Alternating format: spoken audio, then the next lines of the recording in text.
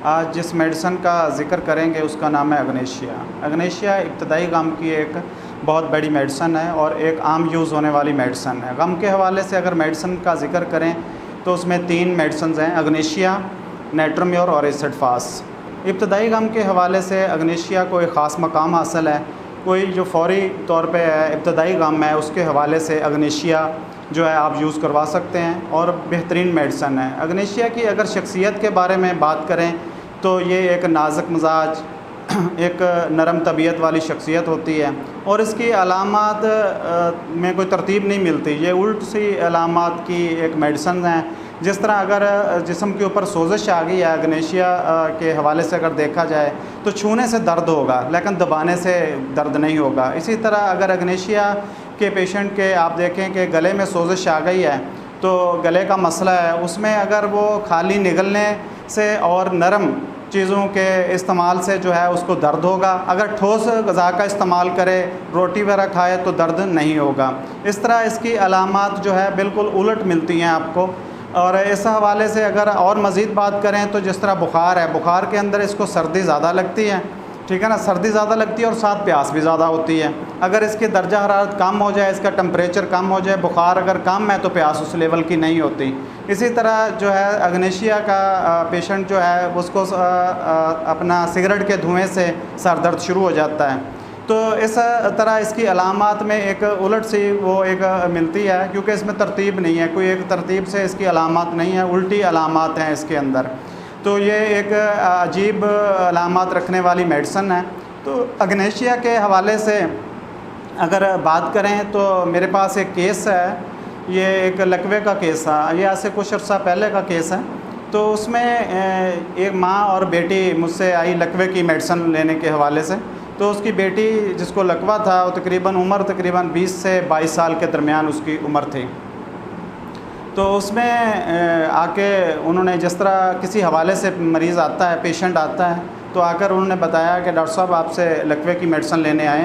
तो क्योंकि इस हवाले से लकवे और फालज के हवाले से और लंगड़ी के दर्द के हवाले से काफ़ी पेशेंट मुझसे क्योर हुए हैं। शफायाब अल्लाह ताला की तरफ से ख़ास करम हुआ है कि उसमें काफ़ी तादाद है ऐसे मरीज़ों की।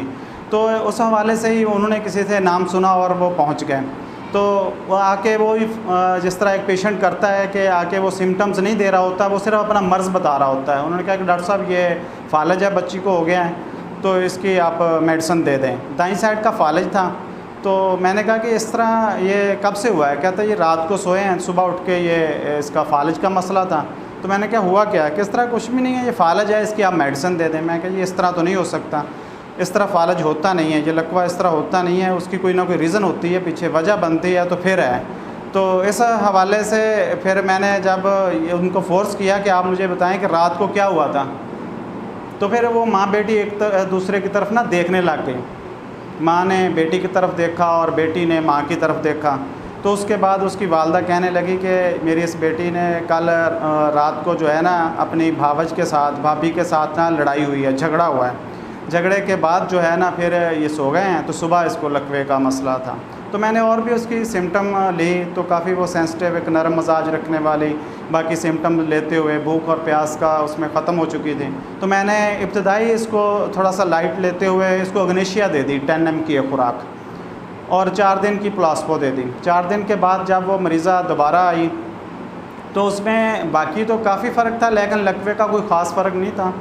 तो फिर दोबारा प्लास्पो दे दी 5-7 दिन की, ठीक है ना। ये 5-7 दिन के बाद दोबारा जब वो मरीज़ा आई तो फ़र्क था, लेकिन मैं उससे मुतमिन नहीं हुआ, ठीक है ना। ये अग्नेशिया के हवाले से मैं उसका, क्योंकि ये इतनी गहरी मेडिसिन नहीं है, 9 दिन असर रखने वाली ये मेडिसिन है, मुद्दत असर इसका कम होता है। तो मैंने इस चीज़ को फ़ैसला किया कि इसको गहरे गम की हवाले से अगर देखा जाए, क्योंकि केस तो ये इसी तरफ ही जाएगा। और उसकी मावन भी है नेट्रोम्योर, तो नेट्रोम्योर की मैंने एक बड़ी अपना 10 mg की खुराक दे दी उसको। 10 mg की खुराक दी तो उसके कुछ दिन के बाद, तकरीबन 5-7 दिन के बाद उस बच्ची को मोशन लग गए। तो मोशन लग गया तो उसका भाई एलोपैथी एक शोबे से ताल्लुक़ रखने वाला है, ठीक है ना जी। तो उसने क्या किया कि मोशंस को रोकने के लिए एलोपैथी मेडिसिन दे दी उसको। जब एलोपैथी मेडिसिन दे दी तो मोशन तो किसी हद तक वो रुक गए, लेकिन उसका मसला जूँ का तू रुक गया, तो आकर जब उन्होंने बताया तो मैंने कहा कि आपने मदाखलत क्यों की है इसमें अंदर, मैंने आपको रोका था कि इसके अंदर और अपने मेडिसिन को यूज़ नहीं करवानी, ना एलोपैथी के हवाले से ना तिब के हवाले से। जब एक ट्रीटमेंट चल रही है तो इसके अंदर आपने मदाखलत नहीं करनी। कहते जी बस वो गलती हो गई, इसके भाई ने इसको मेडिसिन दे दी तो ये मसला बन गया था, आइंदा नहीं करेंगे।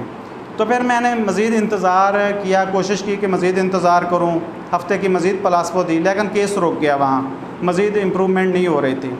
तो इस चीज़ को मैंने देखते हुए सल्फ़र की हाइपोटेंसी की एक डोज़ रिपीट करवा दी, नाइट्रोम्योर के बाद सल्फ़र दे दी उसको।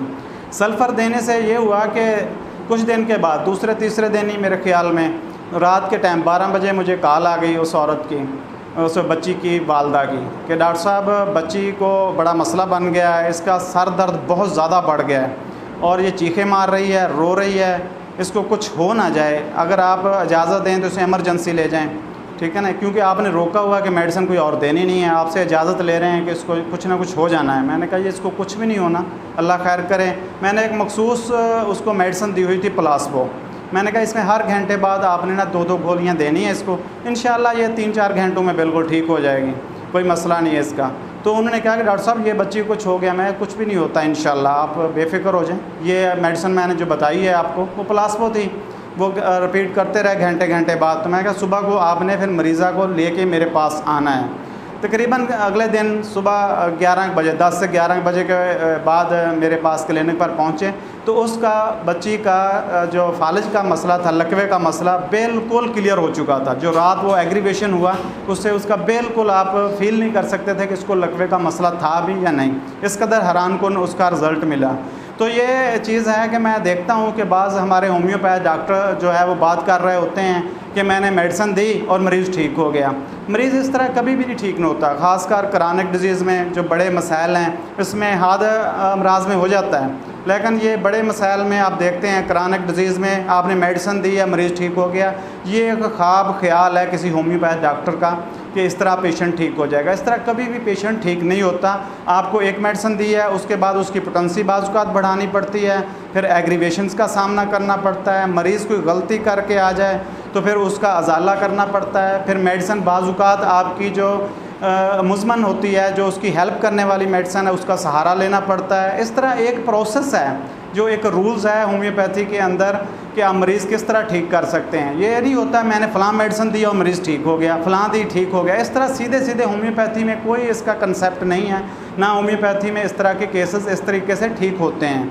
ये तो हमारे डॉक्टर्स रहा हैं, ये वैसे बात कर देते हैं, पोस्टें भी लगा देते हैं, बाज़ महफ़िलों में बैठे हुए जिक्र करते हैं मैंने फ़लाँ मेडिसिन दी और मरीज़ ठीक हो गया। अभी इस तरह किस तरह हो जाता है? जब आपका क्रॉनिक डिजीज़ से या इस तरह के सीरियस जो पेशेंट होते हैं उनसे वास्ता पड़ेगा तो आपको पता चलेगा ना, आप उनकी ट्रीटमेंट करें। इसका मतलब ये होता है कि जब कोई शख्स इस तरह बात कर रहा होता है तो उसका इस तरह के केसेस से कोई वास्ता पड़ा नहीं है, उसको पता नहीं है होम्योपैथी का, उसको रूल्स का, कानून का पता ही नहीं है, जिस बेस पे वो कह रहा है कि मैंने मेडिसिन दी और मरीज़ ठीक हो गया।